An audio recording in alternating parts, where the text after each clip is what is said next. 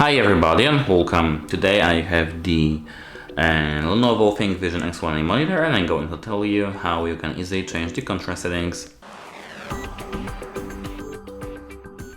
At first you have to click on this button here near the power button, and now click the button the same to enter brightness settings. Here we have the DCR, brightness and contrast. Here we have to click this button near the 3 lines button with the brightness icon, and here OK. Here we have, of course, navigation, as you can see.